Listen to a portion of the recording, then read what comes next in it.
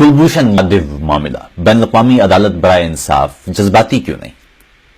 پاکستان میں ادھڑے ہوئے عدالتی نظام، کچہریوں میں دھکے کھاتے مدعی، جرم کی سزا کے انتظار میں عمر گنوا دینے والے ملزم،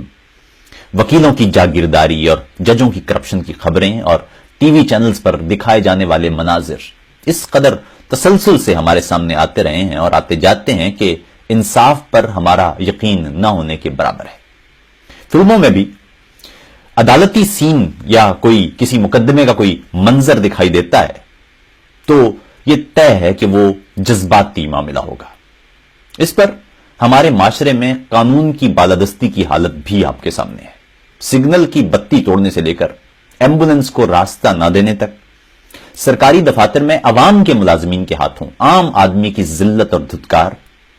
جان بچانے والی ادویات سے لے کر انتہائی بنیادی استعمال کی چیزوں میں ملاوٹ، یعنی معاشرے کا ایسا شاید ہی کوئی شعبہ ہو جہاں ہم کسی ضابطے، کسی قانون یا کسی دستور کو تسلیم کرتے ہوں۔ ہمارے سیاسی بادشاہ پہلے ہی کہہ چکے ہیں کہ انسانوں کے درمیان معاہدے کوئی قرآن یا حدیث تو ہے نہیں کہ ان کی عزت کی جائے، اور یقین مانیے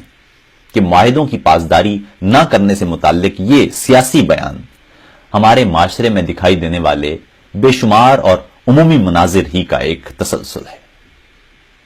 ہمارے ہاں حبیب جالب جب یہ کہتے ہیں کہ ایسے دستور کو صبح بے نور کو میں نہیں مانتا، تو ہمارے ہاں لطف لینے والوں کو صبح بے نور کو نہ ماننے کی بجائے دستور کو نہ ماننے پر زیادہ خوشی ہوتی ہے۔ ہمارے ہاں عمومی سطح کے پست ادراک کے حامل جذباتی افراد کسی بھی بحث میں کسی آمر کی حمایت کے لیے دلیل کے طور پر بڑی آسانی سے کہہ دیتے ہیں کہ دستور نہیں ملک اہم ہوتا ہے، یا دستور جائے بھاڑ میں، یعنی یوں سمجھ لیجئے کہ قانون نہیں جذبات سے چلایا جا سکتا ہے کوئی ملک۔ ایسے افراد یہ بھی نہیں جانتے کہ ملک سے مراد ایک قوم کا خطہ ہے اور قوم سے مراد مختلف طرح کے افراد کا ایک معاہدے کی وجہ سے ایک دوسرے سے جڑا رہنا ہے، اور ہمیں قوم بنانے والے اسی معاہدے کو دستور کہتے ہیں۔ دستور پر تفصیلی بحث اور گفتگو کسی اگلے ویلاگ پر چھوڑتے ہیں اور واپس آتے ہیں قوانین اور معاہدوں پر۔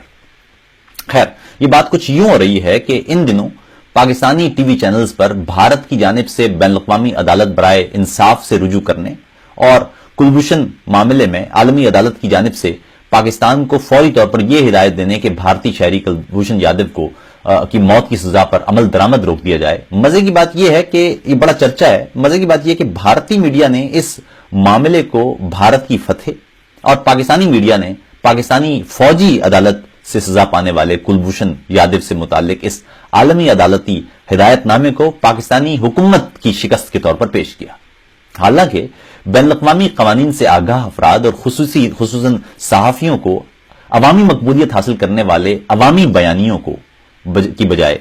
لوگوں کو درست بات بتانا چاہیے تھی۔ جس دنیا میں ہم اس وقت رہ رہے ہیں، یہاں مختلف ممالک کے درمیان مختلف معاہدے طے ہیں جنہیں قدر کی نگاہ سے دیکھا جاتا ہے اور انہی کی بنیاد پر بین الاقوامی قوانین بنائے جاتے ہیں۔ کلبھوشن یادو پر پاکستان میں مقدمہ چلایا گیا اور فوجی عدالت نے اسے مجرم تسلیم کرتے ہوئے سزائے موت کا حکم سنایا۔ اس بھارتی شہری کو کئی ماہ قبل جب گرفتار کیا گیا تھا تو فوج کی جانب سے اس کی فوٹیج بھی ٹی وی چینلز کے حوالے کی گئی تھی، جس میں یہ ملزم بھارتی خفیہ اداروں سے اپنے روابط کا اعتراف کر رہا تھا۔ بھارت کا کہنا یہ ہے کہ اس کے شہری کلبھوشن یادو پر پاکستان میں مقدمہ شفاف انداز سے نہیں چلایا گیا اور ویانا کنونشن نامی بین الاقوامی معاہدے کی خلاف ورزی کر کے انصاف کے عالمی اصولوں سے انحراف برتا گیا ہے۔ چونکہ اس معاملے میں بین الاقوامی قوانین کی خلاف ورزی کی گئی ہے، اس لیے یہ معاملہ عالمی عدالت کے دائرہ اختیار میں آتا ہے۔ دوسری جانب پاکستان کا موقف یہ ہے کہ یہ معاملہ بین الاقوامی عدالت برائے انصاف کے دائرہ کار میں نہیں آتا۔ عدالت کا کہنا یہ ہے کہ اس بات کے حتمی طور پر ثابت ہونے تک پاکستان کلبھوشن یادو کی پھانسی کی سزا پر عمل درآمد روک دے۔ اس لیے اس معاملے میں جذباتی ہونے کی بجائے پاکستان اپنا مقدمہ بہتر انداز سے تیار کرے، جس میں یہ ثابت کیا جائے کہ اس نے کسی بین الاقوامی معاہدے کی خلاف ورزی نہیں کی، یا کلبھوشن یادو کو سزا سناتے ہوئے انصاف کے تمام تر اصولوں کا خیال رکھا گیا ہے، یا ویانا کنونشن کے تحت کسی غیر ملکی پر مقدمہ چلائے جانے کی صورت میں ایسے ملزم کو متعلقہ ملک کے کونسلر تک رسائی دی جاتی ہے، مگر پاکستان کی جانب سے ایسا نہ کرنے کی بنیادی وجوہات اور قانونی وجوہات کیا تھی وغیرہ وغیرہ۔ یقین مانیے بین الاقوامی عدالت برائے انصاف یا ICJ پر نظریہ ضرورت کے تحت فیصلے لکھنے کے کسی الزام کا اب تک کوئی سامنا نہیں ہے۔ پاکستان میں ہماری حالت یہ ہے کہ بین الاقوامی عدالت برائے انصاف یعنی ICJ اور بین الاقوامی فوجداری عدالت یعنی ICC کا فرق تک ہمیں معلوم نہیں، اور گفتگو بڑھ چڑھ کر پھر بھی ہوتی ہے۔ اور فلموں میں ججوں کے سامنے کھڑے ہو کر جذباتی ڈائیلاگ دیکھ دیکھ کر ہمیں لگتا ہے کہ بین الاقوامی عدالت میں تگڑی اجرت لے کر پاکستان کا مقدمہ لڑنے والا پاکستانی وکیل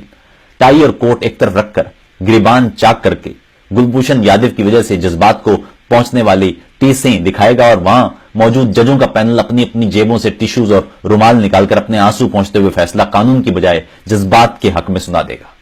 خیر، اہم یہی ہے کہ دستور اور قانون بالا رہے اور ہر معاملے میں قانون کی یہی بالادستی قائم رہے، کیونکہ اقوام عالم میں یہی معاملہ بہتر معاشرت کی دلیل کے طور پر پیش کیا جاتا ہے اور قوموں کو بہتر یا قدر کی نگاہ سے دیکھا جاتا ہے۔